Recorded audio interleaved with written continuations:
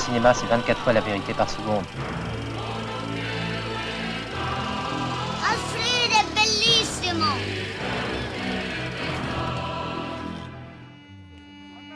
أنا كانت الجميزة كانت مغطية نص الشارع.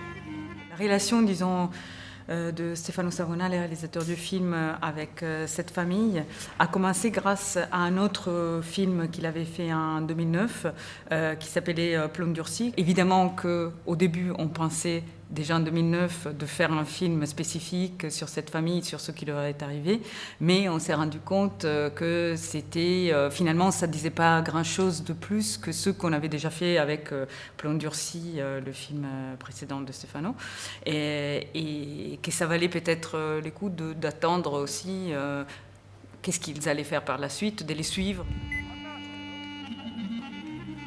Ces réflexions pour trouver la meilleure façon de raconter cette histoire, c'était justement parce qu'on voulait bien la raconter, parce que ça méritait d'être raconté, non pas comme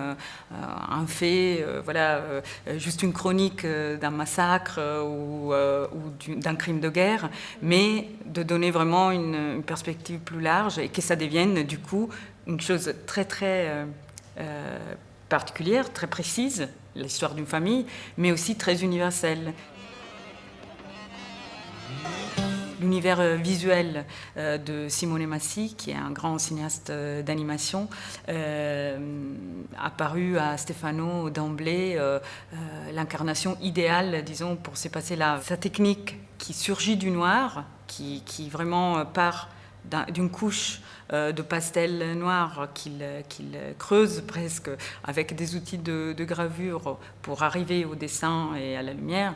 semblait vraiment l'idéal, parce que ça semblait vraiment que quelque chose émerge du noir, disons, de l'oubli et du traumatisme pour incarner la mémoire, le souvenir et tout ce qui était avant.